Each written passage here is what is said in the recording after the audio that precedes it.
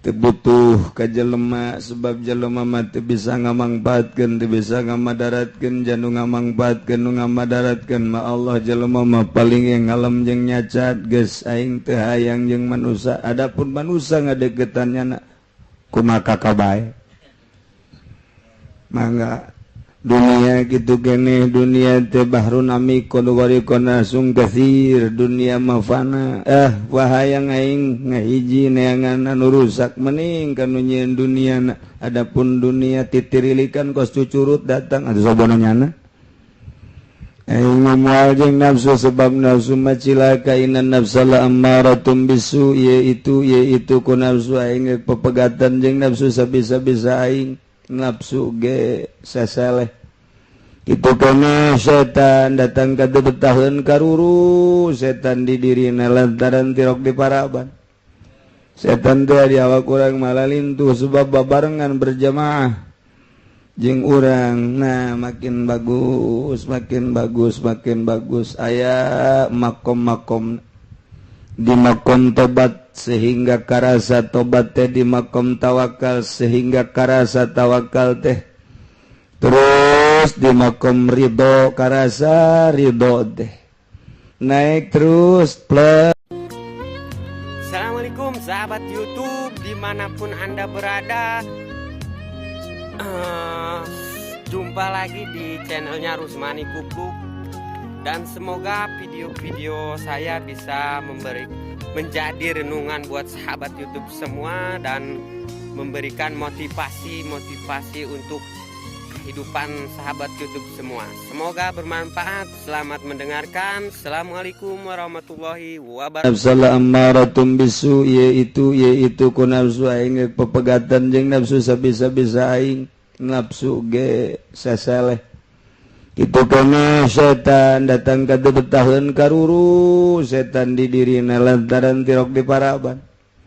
setan teh di awak urang malah lintuh sebab babarengan berjamaah jeung urang nah makin bagus aya makom-makom di makom tobat sehingga karasa tobat teh di makom tawakal sehingga karasa tawakal teh terus di makom ridho karasa ridho teh naik terus plek Allahumma ya qadiyal hajat Allahumma ya qadiyal iku tetep kalawan Allah utawi taufiq utawi pangrupaya segala rupa geh diatur namaku Allah hayang-hayangan ge salat tahajud aiku Allah teh dihudangkeun maka rek bae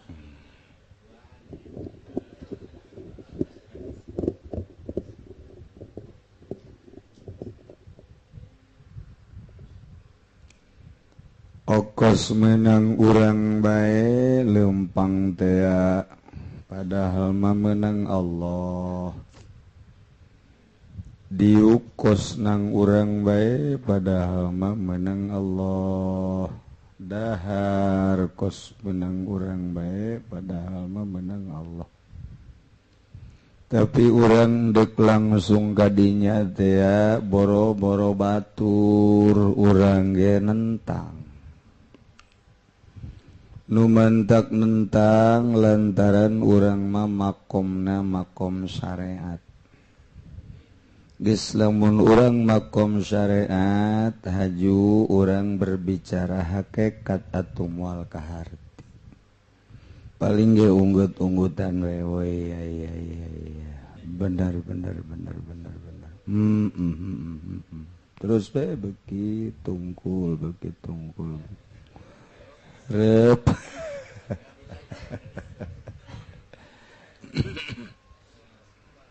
lamun lain dina makom nama tetep bae hese bae urang kagarak datang ka makom syariat atuh ngomong teh syariat bae teu meunang make hakikat ilmu syariat adalah ilmu fikih jurusan syariat ngaranna ibadah lamun urang naik deui urang boga ilmu porekat jurusan tasawuf geus ka dituna ubudiyah. Lamun tadi sasaranana adalah zahir. Jangan bener zahir we, bener syarat, bener rukun. Lamun kuari sasaranana adalah qalbu, hate. Beda atuh zahir jeung batin. Tadi mah ngurusan teh sing hade sia ngalawuduna. Beungeut boga batasan, leungeun boga batasan. Ketika beungeutna henteu kakumbah, cek urang nu nyaho teu sah sia wuduna. Berbicara syariat. Ketika wudu leungeunna sikut henteu kakumbah nyana nu geus nyaho ge boga kayakinan wudu aing teu sah. Cak batur nu nyaho sarua teu sah sia wudu sia. Salat kudu katutupan aurat, begitu salat horeng samping tukang bolong teu make calana. Ngagayot nyana nyahoun bahwa eta ngagayot nyana nage atuh boga perasaan teu sah salat aing kitu keneh cak nu syariat. Dirapihan ku urang syariat teh make kitab dimimiti parukunan takrib riyad fathul muin naik fathul wahab ikna terus ka majmu syarif letik majmu syarif datang ke kitab raudhah puhuna kalitu al wah ngapa bener zahir antara sah ijing teu sah haram halal makruh sunah mubah batil fasid etalah nyaritokeun sakitu bae puluhan jilid kitab ge sah teu sah kitu afdol teu afdol haram wajib sunah eta bae syariat etalah nu dititah. Teu puas ibadah teh naik deui ka pengurusan batin da dititah ku Kangjeng. Mun hayang ngeunaheun mah ibadah teh di jero hate teh kudu dipikeun masih Allah. Hiji bae di jero hate Allah. Bisa atuh alhamdulillah mun haju bisa sorangan mah komo. Wabillahi taufik Allah nu mere taufik mungkin baik lamun teu bisa geus dimetodekeun aya cara jang bersihan batin ngaranna ahli sufi ilmu na thariqah jurusan tasawuf mulai ku urang raga urang batinna roh teh digambar lantaran aya lelembutan anu nempel di dinya nafsu di lelembutan nementak nafsu bisa dingaranan awak bisa dingaranan ruh bisa dingaranan nafsu bisa dingaranan nafsu teh nafsu zatiyah nafsu hiya etalah ngaranna lelembutan geus ku urang melalui guru dibayangkeun digambar awak urang nu kudu dipiceunan tina latifatul qalbi nafsul lawamah nafsul ammaratu bisu piceun hadirkeun nafsul kamilah nafsul radiyah nafsul mardiyah nafsul kamilah lamun geus nafsul ammaratu bisu'i nafsul lawamah dieuweuhkeun kurang ditendeunan nafsu nu bagus dina lelembutan nu geus katang tuan tadi bakal engke bakalna lain deui nyaho ke kajelema nuria nyaho kajelema nu ujub nyaho kajelema nu hubud dunya nyaho kajelema nu hubur riasah tina kicupna bakal ketebak tina lempang bakal ketebak tina diuk bakal ketebak segala rupa nganyana teu meunang tubak-tebak cukup bae dirina nu nyaho lantaran dirina geus lepas tina masyiw Allah nyana nangis jeung Allah bae lamun nyin pondok deka Allah bae teu maksud hayang masyhur teu maksud hayang dunia teu maksud hayang motor hayang mobil lempeng we Allah ngeunaheun bakal salat ngeunaheun zikir ngeunaheun ibadah ngeunaheun kumaha ngeunaheunana kangeunahanana teh lantaran diri nangan ka Allah doang ke di mana-mana aya jelema nu datang ka nyana nu sugih teu sieun dipenta lantaran nyana teh hayangeun kana duniana nu sugih aman bebarengan jeung nyana mah pejabat lantaran atuh nyana teu hayang kana jabatan moal aya anu ngageser babarengan jeung nyana mah aman pejabat ge kabeh jelema ngarasa aman lantaran naon nu aya di leungeun manusia nyana teu hayangeun aman bae kabeh lamun boga kahayang engke jelema nu sugih mung aing mambung jeung kiai eta kunaon kitu kakara ge wau aju dipenta bae aing teu aman di jalanna pejabat kitu keneh moal aing moal jeung kiai eta kunaon teu aman aju minta tulung bae proposal malu teu aman dan lain sebagainya jawara teu aman kabeh teu aman sebab dimanfaatkeun moal ngeunaheun tapi lamun ka Allah bae adapun nyanana deuk nyumbang deuk mere pejabat deuk ngangsongkeun jasa jawara jadi kalang dada atuh mangga bae ngan nyanana mah geus ka Allah bae pokona mah nu dipikiran teh hiji bae hayang deukeut jeung Allah emang urang jauh deukeut ngan urang rarasaan jauh Allah nama deket wa nahnu aqrabu ilaihi bin hablil warid Allahumma maha uninga memeh urang diayakeun geus nyahoeun Allahumma haningali memeh urang aya geus katingali ngan perasaan urang kahijab antara urang jeung antara Allah ku nafsu nu ditumpakan ku setan didingalah ku urang diomean terus diomean step by step tahap demi tahap makin bagus makin hari makin bagus makin hari makin bagus teu butuh ka jelema sebab jelema mah teu bisa ngamangpaatkeun teu bisa ngamadaratkeun janu ngamangpaatkeun nu ngamadaratkeun mah Allah jelema mah paling ngalem jeung nyacat geus aing teu hayang jeung manusia adapun manusia ngadeuketannya kumaha kabae mangga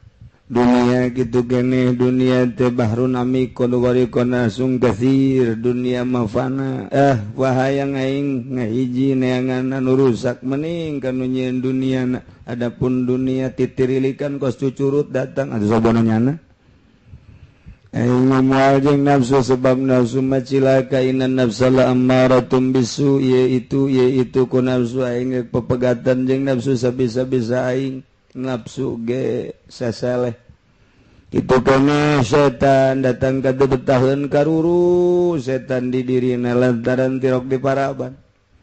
setan teh di awak urang malalintuh sebab babarengan berjamaah jeung urang nah makin bagus aya makom-makom di makom tobat sehingga karasa tobat teh di makom tawakal sehingga karasa tawakal teh terus di makom ridho karasa ridho teh naik terus plek bae seakan-akan naon nu kadeuleu teh Allah bae sakumaha kamari maneh dibere mata sumuhun nu saha eta mata nu Allah nu ngicepkeun Allah nu dideleu ku maneh naon makhluk Allah ai makhluk Allah nu dideleu ku maneh robah jeung cicing nanang saenang Allah berarti kicep maneh kicep Allah nu dideleu makhluk teh aya Allahan geus engke boga rasa ja aing neuleuh Allah bae kabeh nu kadenge ge suara-suara ti Allah teh suara naon bae ge mun ti digerakkeun ku Allah majab moal aya soraan urang boga suara urang nu Allah kadang-kadang suara urang dicabut ku Gusti Allah boro-boro sorana urang ge dieuweuhkeun ku Gusti nu Allah geus suara nu aya di batur ge nu Allah nangegerakeun Allah ceulina nu Allah dibere ngadenge ku Allah suara nu kadengena disorakeun ku Allah ji jauhna naon wae Allah jauhna naon nu kadeuleu Allah nu kadenge Allah nu karasa Allah jauhna naon di dunia teh ngan Allah bae hungkul eueuhna naon jadi mun nyana disebutkeun aya si Mbak teh mana eueuh Allah naik oh ieu urang diuk nang Allah di dieu nu mantak didiukeun teh cek hakikat mah ku Allah ka dieu sia diuk sia di dinya tungkul sia heuh sia atuh nang Allah kabeh ge mantak ku aing didatangkeun ka dieu ku aing sia deuk disalametkeun tuh ini sia ke puncak ka ditu bawa atuh simba ulah kena kanyahoan kudu di imah sumputkeun ku sia ayo bawa nyewa sia bungalow di ditu murah jeung sia mah duit loba ieu ayo geura geus datang ka ditu bukaan habek nang saha eta dang Allah kunaon deuk dicilakakeun deuk dikanarakakeun ku Allah cokot eta duit korupsi sia maling teh bahasa teh keren we korupsi padahal mah maling teh dicokot dibawa ka iba dibelikeun dibangunkeun didaharkeun nu kunaon eta deuk dicilakakeun kok bisa kitu atuh kumaha aing we aing pangeran sok tuh tanya sia ka aing jini kumaha deui atuh jak kabeh ge nu aya teh nang Allah bae teh kabeh teh wah beuki luhur tauhid urang kadituna urang teh bisa paham ja urang na teh terus mikiran teh Allah bae tafakkaru fil khalqi wala tafakkaru fil khaliq urang na pakuran khalqi makhluk bae ditapakuran teh dipikir ku urang ditujukeun kana ka maha kawasaan Allah ka maha agungan Allah maha sagala-gala Allah engkena urang bakal menghormati sesama makhluk sebab aya Allahan di dinya ketika aya reungit nempel ka awak urang sia reungit ciptaan Allah aing ciptaan Allah sia bisa hiberkeun nang Allah sia eta bisa inteup di leungeun aing nang Allah aingna nu Allah nang Allah ku Allah sia ge nang Allah ti Allah ku Allah meureun sia eta titah ngadahar darah nu aya di aing meureun eta teh rezeki sia geus aing menghormati ka sia ajakan anak incu sia ka dieu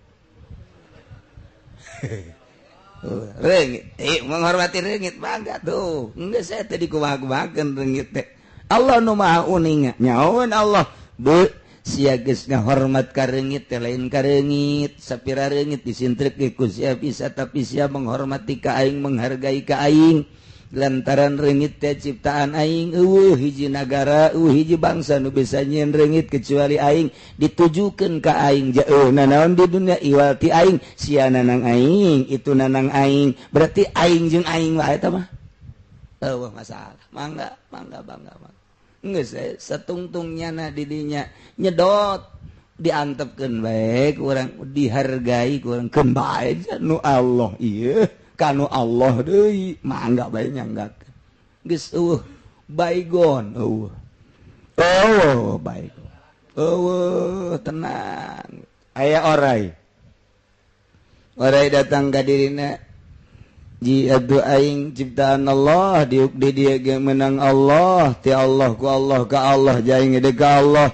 aju sia oray datang sia nang nyiptakeun Allah leumpang ge ku Allah aju sia datang ka dieu atuh menang Allah cenah aing ku sia digegel aju pae atuh japai mah ira ge atuh mah aing mah nyanggakeun sadaya-daya los gegel ku sia ja Allah ieu hakikatna mah moalna naon engke beuh saya orai kitu bae coba ge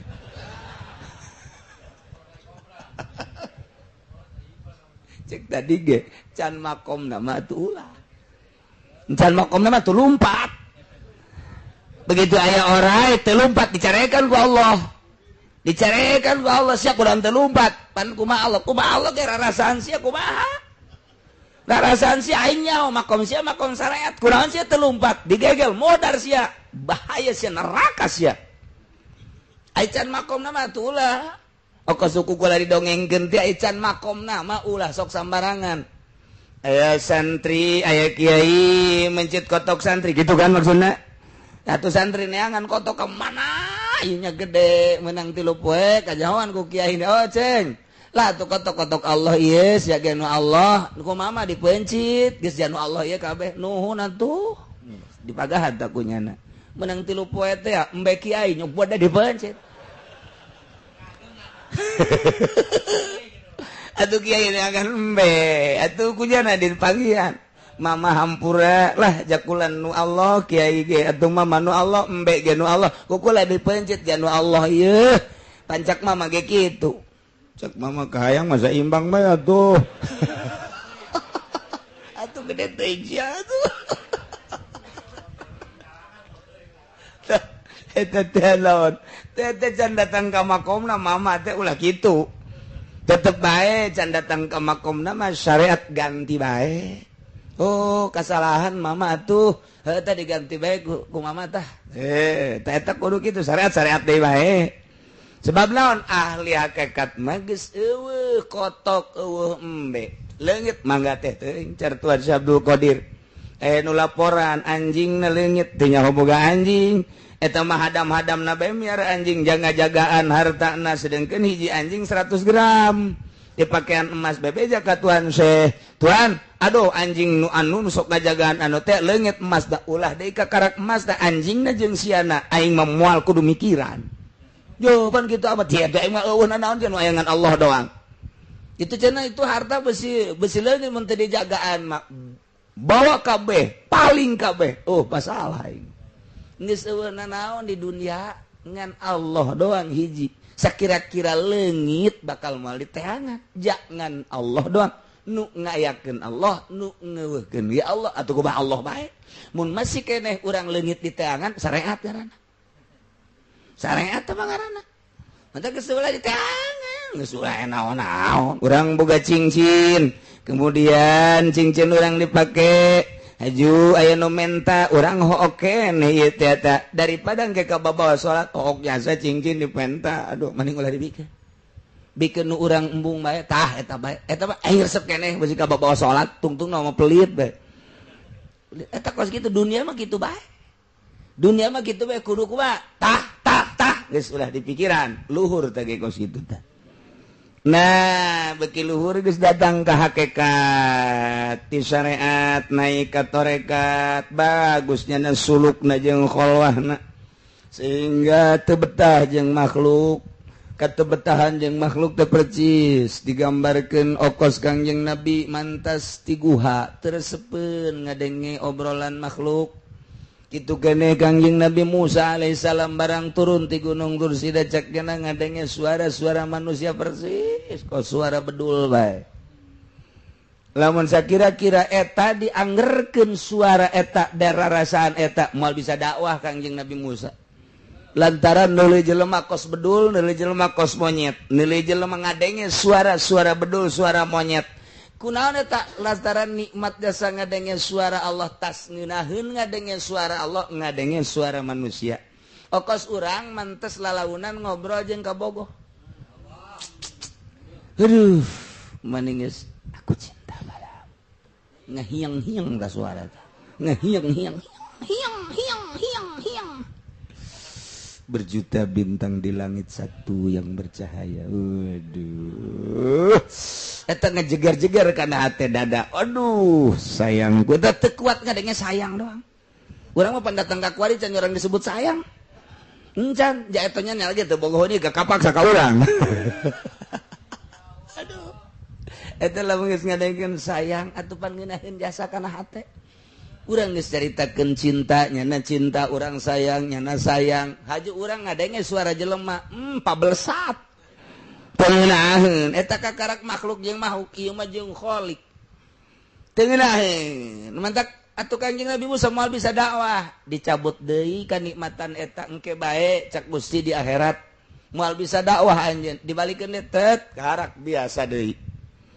mun sakira-kira eta teh dicabut teh kumaha dakwahna deuleu jelema kos monyet deuleu jelema kos khinzir ngadege suara-suara khinzir kabeh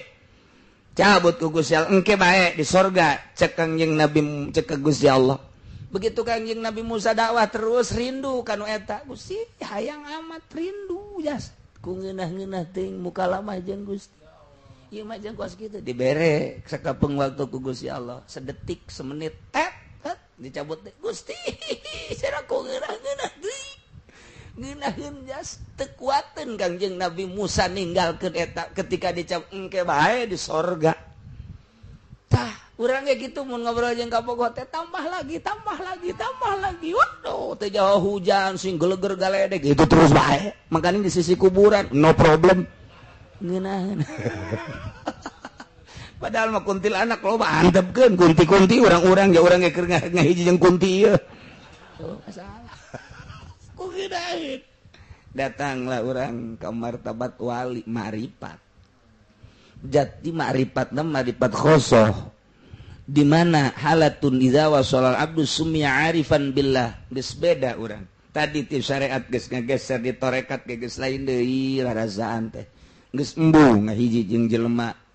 lantaran asa lain deui urang mah lempeng ikhlasnya nama mun ngariung hayang berkat bae geus teu betah jasa urang mah mun nyaritakeun lillahi taala nya nama pas ini amplop bae teu betah ngahiji jeung nu kitu teh henteu betah tah kuari mah naek deui tek bae geus aya dina ma'rifat khosoh wali Allah kuari mah mimiti urang masinikeun sah jeung teu sah batil jeung teu batil pikih acuanana urang teh hayang bener susuganan we urang ka sorga acuanana sakitu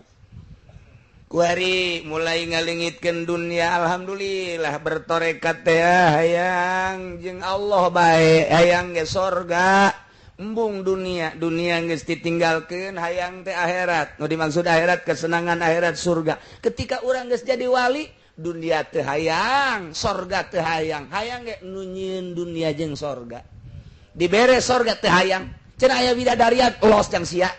aing mah hayangna jeung Allah bae geus puncak jasa tah mah sedengkeun Allah nu diharepkeun wusul teh wallah nu bakal kapanggih di akhirat Allahna nu ieu teh Allah nu bakal kapanggih ku mata urang nu kuari maka panggihna ku mata batin eta teh Allah nu kuari nu kurang disembah Allah mangan eta henteu dua henteu tilu hiji qul huwallahu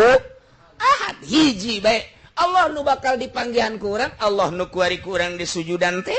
mun kuari urang geus usul ila Allah geus wawuh jeung Allah atuh Allah eta teh kuari nu Allah bakal kapanggih di sorga teh kuari urang geus datang ka Allah asa bareng jeung Allah asa ndeuleuh ka Allah asa ngadenge Allah kamari mah asa dideleukeun ku Allah asa didengekeun ku Allah kuari asa babarengan jeung Allah geus datang ye kuari paeh jeung hirup akur teh geus ka situ berang jeung peuting akur neuleuh inten permata batu jeung batu kolar bakal akul bae eueuh hargaan hiji Allah geus nikmat hirup teh ngeunaheun nya masyaallah kalem tidak paeh atuh mangga bae jak kuari ge keur babarengan jeung Allah mantap begitu maut ditanya di kubur malaikat munkar nakir nanya man rabbuka barangan punya tanya segala je berarti kiamat cak malaikat segala malaikat kiamat man rabbuka ulah sok macam-macam segala tuh tanya segala cak malaikat munkar lagi kiamat sekali dia man rabbuka lah aing teh geus wawuh jeung Allah di dunia kene di luhur pan aing ruku aing sujud aing zikir eta babarengan jeung Allah make tu nyatanya kos teu percaya bae bejakeun ka ditu widih cek munkar nakir asa kieu teuing yo eleh malaikat munkar nakir ge kuari urang ye ditanya ku polisi Polda ditanya ku polisi Polres urang ye anak buah Kapolda kata orang gubernur lah tanyaon Polres teh bahwa orang gubernur trit mana sih macam-macam sih nanya kayak je kula mah tugas tinggal tugas aing mah teu moal SIM geus tenang emang siapa bapak bejakeun ka ditu ka Kapolda bejakeun aing gubernur gitu mohon maaf ya dirantai sia ku aing jangan bisa ngarantai polisi jangan eta toa ieu ge sarua malaikat munkar nakir dirantai sia ku aing eta geus loba jasa dongeng gos kitu para wali Allah Imam Sibawah bae man buka ka dieu malaikat man kalimah naon man jepan nalanya kalimah naon pan aing mah jago nahu sia batu mah santren kan Sukunya tanya kan mondok mah mondok atuh. Ji, atuh geus tenang we. Bebeja malaikat Gusti. Aya hamba Gusti ditanya man rebuka cenah jaknya langsung make tu nyatanya emang gua. Wah atuh tah mah geus wau jasa jeung aing sia teh mah ke nanya. Napan kula mah tugas. Atuh geus bejakeun bahaya sia nanya eta mah. Tah mah geus ma'rifat tah mah ka aing. Bebeja hampurannya makana. Maksud tu nyatanya segala. Tegas marifat tegas wau jeung Allah. Nu badak jelema ahli marifat mah kadeuleun ego, padahal lain ego, nyana keur di makom hakikat. Nyana keur di makom hakikat kadang-kadang nyana teh galak, kadang-kadang teu karasa, nyana di makomna. Lantaran neuleun nu salah teh harenges. Neuleun nu salah teh harenges sebab nyana geus aya di makom eta teu karasa. Nu badak Gus Dur ngomong ceplos-ceplos atuh teu karasa nyana mah sebab di makomna. Ketika ditoel, Gus kenapa begitu? Atuh nggak tahu, saya juga nggak tahu begitu cek jana teh. Atuh hese bae geus aya di makom nanya na kos kitu. Tah nu mantak geus datang ka luhur kitu, kadang-kadang sak aing salah. Salah ge lain salah naon, atuh beureun aing waduh aduh sabodoh lah kumaha Allah bae. Geus bae sebab nyana geus aya di makom. Nah, ti makom syariat naik ka makom torekat naik kuari ka makom hakikat ilmu tahakkuk jurusan-jurusan hakikat ieu sasaranana adalah ruh geus ruhna teh diomean kunyana sebab awak ieu hirupna kuruh awak urang bakalna paeh di mana ruh geus kaluar paeh awak urang dibawa ka leuweung ruh urang nu bakal menghadap ka Allah kamari ieu urang geus wauh jeung Allah roh urang menghadap ka Allah teh atuh geus wauh jasa jeung Allah teh tenang-tenang bae kasieun balik wari ka urang ka urang siap henteu paeh encan siap encan wauh urang jeung Allahna Allah mah galak sedengkeun cak Allah ulang ngeridit sedengkeun urang terus bae kan ngeridit sia daek paeh embung heulana guna tuh nyana ge nu ngridit can siapeun paeh sebab naon boga rasa salah eta terus bae eta mah hawa nafsu tah mah kos kitu mah ketika deuk bae nu mabok teh sia-sia paeh henteu aing mah teu siap kunaon boga salah aing jeung Allah kunaon tuh mabok aing can ditobatan Allah teh ngalarang ka aing mabok bae sia teh kunaon mabok dibawa ku nafsu nu mamawa urang plek terus ketika nafsu geus diluluhkeun ku urang nafsu ge ka urang tabe sieun ka urang nafsu geus urang salat teu ku nafsu urang puasa teu ku nafsu urang zakat teu ku nafsu urang haji teu ku nafsu ngaji teu ku nafsu kabeh eueuh nafsu ieu teh atas perintah Allah Subhanahu wa taala nikmat bakal nu mantak ahli Allah mah betaheun di masjid kunaon gitu nu mantak betaheun di masjid ieu keur babarengan jeung Allah mun kaluar ti dieu ieu tempat anu mulya maknya ninggalkeun tempat nu mulya muru tempat nu teu mulya urang bungah pan belon masjid teh tempat mulya urang di jero masjid kunaon hayang gegeraan hayang ka tempat nu teu mulya berarti jelema bego eta geus lamun aya ustad gegeraan kaluar ti masjid da ustad bego Ustad bego eta gegeraan eta tempat nu mulya kunaon gegeraan muruh nu teu mulya tah eta teh ahli hakikat mah seuseurean lamun aya ustad gegeraan di masjid dek mana dek ngariuk ka sakadar Cawambon ieu mah masjid kemuliaan masjid bang geus luar biasa Kangjeng Nabi nu nyaritakeun di Allah teh nyaritakeun dina Al-Qur'an tempat numpang mulyana di dunia mah masjid kuari kupat kepot gegeraan murung ngariung sakadar cawamon berarti kan eta kiai bego bloon asana di dieu ge termasuk bloon kabeh bae atuh ai nu lain kiai mah gegeraan kaluar ti masjid pantes ieu mah kiai gegeraan ninggalkeun kamuliaan je atuh pantes ku Allah teu diangkat darajatna ge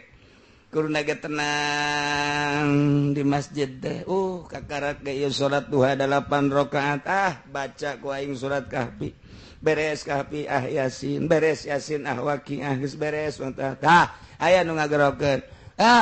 pak cak anakna ieu tuh mama tuh ngageroan moal ieu keur kagok maca tabarok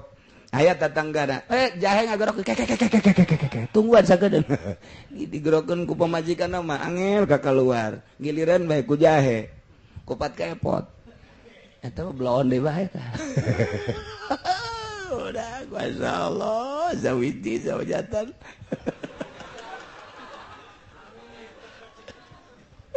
aduh nah urang teh keur ngaji teh mulia keur ngaji teh nu ngadengekeun lain sakadar jelema bae lantaran ketika didengungkeun ayat-ayat suci Al-Qur'an malaikat ngadengekeun hiji-hijina huruf teh aya timbul malaikat 10 hiji huruf timbul 10 hiji huruf timbul 10 darariuk di dinya urang teh keur ngahiji jeung malaikat berarti mulia jasa kunaon tuh hayang gegeraan balik geus dula deuleu wae kajem angel teh ieu kiai ieu sial jasa aing boga janji jiji atuh kakak mah kakak bae ka ditu tempat eta tempat ieu cerita tempat pan urang jadi lamun urang nyaritakeun hakikat teh kos kitu tah tempat mana kok urang hayang gegeraan aya naon di jerona ketika urang embung ka masjid padahal tempat nu mulya kok urang embung ka masjid aya naon ketika majelis taklim mulia tempat eta teh kok urang embung ka majelis taklim aya naon datang ke pengajian tapi di handapeun tangkal Ambon we betah di dinya aya kuntilanak masalah teh kuntilanak bikangna taunya lalakina teu betah nah aya naon di diri urang ketika aya masjid urang teu betah asup ka masjid aya naon di diri urang ketika geus asup ka masjid hayang gegeraan keluar aya naon di diri urang aya majelis talim kok embung ka majelis aya naon di diri urang ketika geus asup ka majelis talim kok hayang gerak keluar kuari di imah urang boga kamar khusus betah jasa di kamar teh lantaran aya pamajikan urang tempat curhat zahir batin curhat luhur handap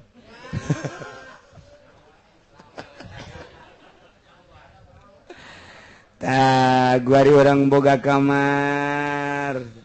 tesakeun jangka waktuna 1 tahun 2 tahun ja awal nama orang telah leng-leng ibadah teh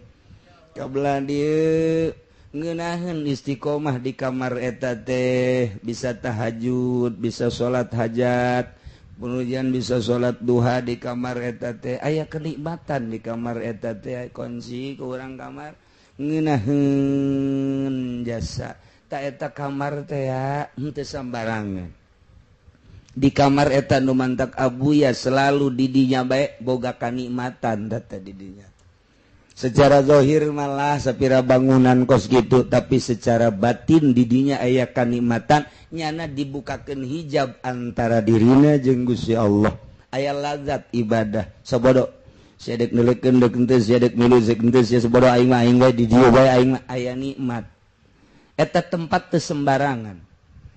nah kitu keneh kamar urang ketika kurang dipake terus ibadah malaikat datang hadamna malaikat ibadah mah terus ka urang ke kadang-kadang ngahudangkeun ka urang geus lila mah urang teh sare ieu geus waktu da ieu jam 2:30 biasa hudang can hudang ke dihudangkeun ku jana tet hudang bareng hudang jija pocong bareng tetangga nu paeh teh sial das moal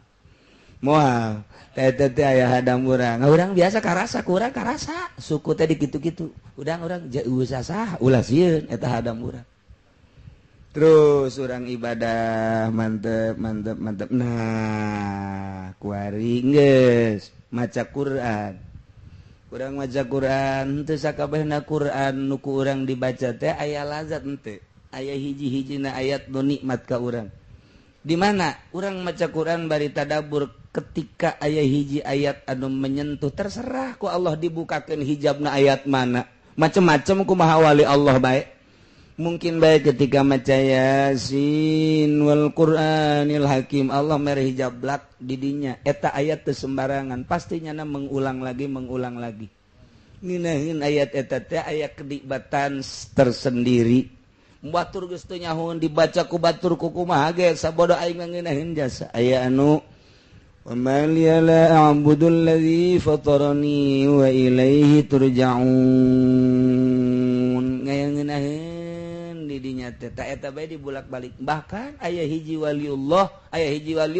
salat eta baca eta nya nama salila hirup eta bae lantaran eta keur dibukakeun hijab geus moal leuwih moal aing moal maca nu naon deui eta bae kajen ku kumaha ge eta bae nya nama eta bae geus nama aya waliullah anu pas dibukakeun hijabna lazat teh jeung Gusti Allah teh surat hal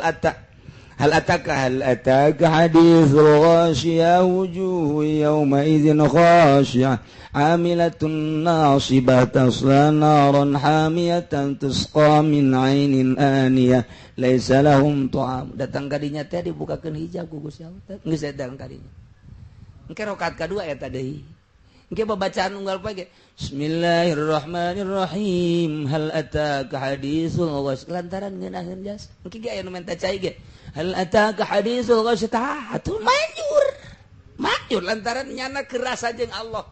pan anu nyageurkeun teh Allah sedengkeun nyana boga rasa keur babarengan jeung Allah nyana teh boga rasa eueuh nu aya mah Allah teu kudu dijampean fuh ha eta cai nyeri beuteng fuh ha tanyakeun kumaha eta paeh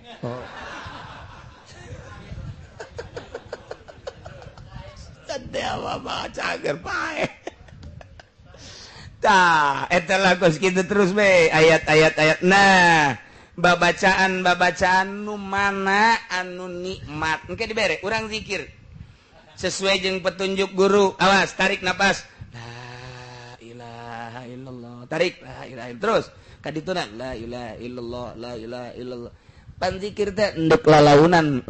teh hartina mah endek teu gancang-gancang la ilaha illallah la ilaha illallah lalaunan sorangan la ilaha illallah la ilaha illallah engke beda zikir nu geus dimuraqabahan jeung ditapakuran mah ketika maca la ilaha illallah teu aya pangeran wajib disembah Allah naik teu aya nu dimaksud inggal ti Allah naik deui eueuh nu dituju kecuali Allah eta teh geus ngumpul sagala rupa dikencengkeun urang la ilaha illallah ulah di eraban hakna lamun kenceng mah la ilaha illallah la ilaha illallah la ilaha illallah urang deuk cepet ti mah la ilaha illallah la ilaha illallah la ilaha illallah la ilaha illallah engke aya ngeunaheun teng ngeunaheun jam sabaraha pernah ngeunaheun keur zikir nu mana pernah ngeunaheun aya zikir lambat diberengeun bakal lambat bae kana jelema artina lolobana lambat bae aya nu dibere ngeunahna teh keur kenceng bakal kenceng lolobana zikir teh eta urang mah lambat teu ngeunaheun kenceng teu ngeunaheun emang urang mah kos kitu. Nah, aya jelema dibere lambat jam sabaraha kadang-kadang teh nya nama zikir teh jam 11:30 mandi ngala wudu langsung cicing diuk sigrep kunci jam 11:30 beurang saat batur macem-macem di pasar di kantor di jalan nu kempes ban segala macam geus macem-macem lah jam 1 nya nama di kamar sorangan la ilaha illallah la pepegatan jeung alam sekitar jana keur jeung Allah kok jam sakitu sih pernah menepukan jam segitu teh keindahan kenikmatan akan diulang lagi jam sakitu aing mah pernah manggih ngeunaheun amat zikir teh kos kitu kunyana waktu dibere ngeunah ku Allah teh dibere ngeunah kumaha silana kumaha sikapna kumaha cara zikir bakal ngulang sorangan nyana bakal ngulang sorangan geus pernah dipanggihan kunyana seperti eta jeung batur bakal lain deui kangeunahanana masarua ngan beda tingkahna atuh salah teh mah kos kitu mah si ieu mah jam sakitu diberengeuna mengulangi deui diukna kos kitu carana kos kieu si itu mah lain keur ngeunaheun teh tengah peuting diukna kitu-kitu aya nu ngeunaheun bari nangtung zikir teh bari nangtung zikir teh pernah dibere ku Gusti Allah aya hiji waliullah kieu keur ngobrol bae teh jeung jelema dibere taufekna ge harita ku Gusti Allah tak we ka jero hatena teh Aisyah ngobrol jeung makhluk aing tilok husu ai ka aing mah Aisyah jeung makhluk husu amat keur ngobrol kitu tah dibere aja heueuh nya pepegatan langsung tah harita keneh keur jeung tamu-tamunya nanyana eta engke terulang teh kitu bae aya kangeunahan waktu diuk di dinya teh nikmat neuk aya tamu deuk eueuh geus bae diuk bae di dinya mantak sih nyata saya jelema nu diuk bae kos kitu teh bari ngabaso sih eta. Keur ngeunaheun eta jeung. Eta lah terserah dirina masing-masing. Nu pernah dibere ku Allah keur kumaha? Mantak aya jelema ieu. Guguru, sanggeusna guguru tarekat maksudna. Henteu bisa nyana kholwah. Teu bisa hese amat ieu kholwah teh lantaran nyana berkecimpung di yayasan. Teu bisa atuh. Lantaran setahun, 2 tahun, 3 tahun teu bisa Allah mere penyakit stroke. Teu bisa lempang. Guarinyana di kamar bae. Lah sakjadana aing mah ieu diobatan moal, diurut moal, endek ibadah bae ka Allah lantaran sakalian boga ti guru. Lah geus bae kholwah bae nyana. Terus bae bisa ya kacai mah sorangan ngarayap-rayap. Geus. Anak-anak nak bedek mau ke rumah sakit moal abang mangis kumaha Allah bae dek anu ngurut ente terus bae nyana zikir bae selama 7 tahun aya nikmat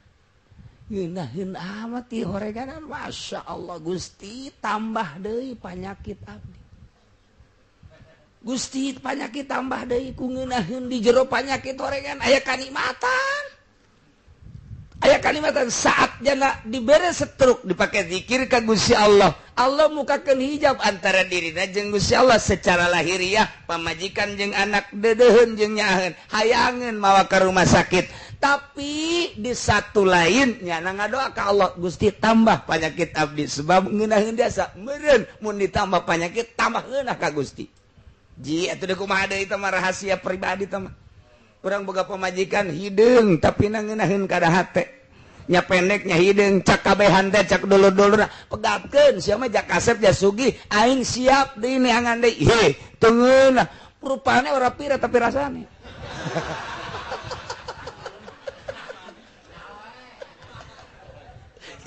atuh pribadi lagi ngeunaheun di kumaha atuh atuh teu bisa dikitu-kitu can puguh nu geulis can puguh nu molek dan lain sebagainya bisa ngahibur dirina tapi ieu mah geus jelas hideung nyungir pendek beke tapi kok ngeunaheun ka hate kumaha ngeunaheunana ketika nyana neuk mandi dibawakeun anduk ketika manehanana isuk-isuk hayang kopi apa hayang susu dibawakeun ketika deuk ka mamana sendal dan lain sebagainya ketika deuk sareke di kepangebutankeun heula ketika deuk sareke pamencetankeun heula ketika servisna pohara nih atuh mah hese ninggalkeun anak anu kieu bae masyaallah kutang geus ngabledeh ti heula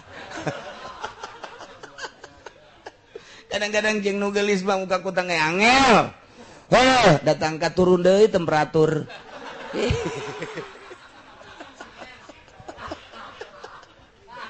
aduh Gusti Allah ji atuh hideung tinggal hideung aya nyana senangin atuh geus ngantok kolot nu hebat mah sia bahagia jeung pamajikan sia alhamdulillah geus abah mah ngadoakeun bae padahal hate abahna mah teu resepkeun ka awewe eta maksudna teu saimbang amat sia mah jak kasep kos bapana waduh tapi ternyata boga iya atuh geus jodoh nyana terhibur atuh geus ulah sok kajul dihihileudan ya mah dihile dan aing aja nyelesiat teu sregep pasana lah dikawinkeun bae ku abah aya keneh loba keneh eta mah geus tinggalkeun bae teu jadikeun nu kadua katilu abek kolot blon eta kolot lah tuh ku batur geus terhibur jiga dan atuh geus nah ieu hiburan hate engke dibere ku Allah tanda hiburan karomah ngaranna setiap jelema bersyariat bagus engke kadeuleu ku batur teh wah hebat amat salatna lain rapih ketika ditorekat engke bakal kadeuleu andiukna jeung hilimna ketika engke jadi wali dibere karomah jangan hibur dirina bahwa dirina diangkat jadi wali dihibur ku Gusti Allah karomah teh hiburan kos para nabi dibere mujizat dihibur ku Gusti Allah hiburan para nabi, para rasul dibere mujizat, hiburan para wali dibere karomah. Kumata diantarana mundar gembul teu subuh-subuh. Eta karomah eta. Campur genderuwo. Macam-macam karomah nu dibikeun ka para wali hanya dirina lah nu ngarasakeun makin dibere karomah dihibur ku Gusti Allah makin tambah keyakinanna ijah makin loba karomah makin embung nyana ngadoakeun Gusti cabut karomah abdi cukup abdi mah teu kudu dihibur ku karomah abdi mah abdi bae kanyahoan ku Gusti ulah aya nu nyahoan boro batur pamajikan jeung anak ge kapangkat abdi ulah Gusti cukup abdi bae jeung Gusti cabut karomah embungeun tah dibere karomah teh wali asli mah aya urang mah teh tuh ai teu terek ditambah tah nah eta can sakumaha encan sakumaha eta golok sakitu pojianna bedil ka aingkeun aing mah ngebul ajo bae tembong-tembong eta mah karomah cisoka eta mah kos kitu mah tah mah nangawirid atawa make pelor jeung cau Ambon ajo diangsurulkeun ka lu tahan kapacirit saeutik tah sungkunan tah mah kos kitu mah nu boga karomah make ketika haji wali mah dibere bae ku Allah pasti tah mah geus dibere bae geus aya bae engke nyana ge tercegang kok kitu kok kitu menta ka Gusti ulah Gusti jadinya nama lamun ditoler-toler ku masyarakat teh dianggap jelema nuhun alhamdulillah teu kanyahoan ketika aya jelema henteu nanya kanya alhamdulillah ketika nanya mananya bae tapi henteu ngahormat alhamdulillah rabbil alamin aing teu kanyahoan ku Gusti Allah tah eta bungaheun nya mah aya urang mah lain budak kapanggih jeung aing nanyana mamang bae pan aing kiai goblok teu budak teu budak aing kiai sia kunon mang haji deh puyang aing mah kasia tah itu kapanggih di jalan sasalaman kos babaturan mah aing teh hayang kapanggih jeung saya teh kunon kadahanan cium tangan mah tuh ieu mah kos salaman kos kitu bae teresep aing mah bejakeun cium tangan gitu eta mah kiai Golkar tau kos kitu mah jelema anu deukeut ka Allah mah makin teu kanyahoan ku batur makin teu dihormat alhamdulillah makin teu disebut alhamdulillah Rabbil alamin makin ditoler-toler alhamdulillah geus ngobrol nage jeung budak hayu jeung kolot hayu jeung nini hayu komo jeung rangdang orang madoy eueuh jarak sebab naon geus teu kadeuleuan manusa nu kadeuleu eta adalah hamba Allah aya Allahan geus ka Allah nah kuari geus tina babacaan wa kadzalika tafdilul azkar bihadzal makna wa tafdilu ba'dus shalah 'alan nabi zikir-zikir nu mana anu ngeunaheun di dinya aya kautamaan doa nu mana nu ngeunaheun ka dirina babacaan nu mana nu ngeunaheun ka dirina shalawat nu mana nu ngeunaheun ka dirina aya jelema dibere dalail ku hiji kiai bebejala ka kiai hakikat mama kulan abdi ieu geus ijazah dalail di kiai anu haju kuari dibaca bae ku abdi asana teu ngarenahan ulah dibaca ku sia ulah cak mama ulah ieu cenah geus ijazah mangkana ijazahna ijazah wajib kajeut ijazah wajib tinggalkeun edan sia maca dalail teh lain nikmat malah puyeng atuh tinggalkeun haju kudu kumaha baca Allahumma sholli ala sayyidina Muhammad wa ali eta bae sia mah lantaran percaya aja kiai hakikat tinggalkanlah dalail kuari dibaca Allahumma sholli ala sayyidina Muhammad wa ala ali sayyidina Muhammad Allahumma sholli ala sayyidina Muhammad wa ala ali sayyidina Muhammad nanya deui ka guruna ka guru hakikat teh anu dianggap hebat kiai maca Allahumma sholli ala sayyidina Muhammad wa ala ali sabaraha ulah loba-loba 7 bae sitik amat cik hayang keneh kiai 11 kiai hayang keneh 40 hiji kiai hayang kena enggeus edan sia ke edan Allahumma sholli teu bagus. Assalamualaikum waalaikumsalam kiai cenah ieu kaganggu kunaon emang tadina ieu ngawirid waqiah oh mabok waqiah pajore eta jelema mabok waqiah ieu ge jore mabok dalail masa mabok sholawat jeung Quran moal ngamabokeun moal ka jeung kumaha geus jamin pandalail teh sholawat Al-Quran teh kalamullah moal aya anu edan ku maca Quran moal aya anu edan ku maca sholawat edan maca Quran edan maca sholawat eta hayang bae ngeunaheun embung jeung jelema eta edan Quran ari ieu mah edan walah waweuleuh lain Quran dirina kosong teh ngan kebenaran keur maca Quran ulah disalahkeun Quran moal Quran mah moal kuari cenah eta keur ngawirid inna ra'aitu ada asar eta mah gedean pelet anu dimaksud daripada Quran atuh sia teh itil di pelet ih teu naon Quran sakitu mahal pake ngawirid nu bau bohon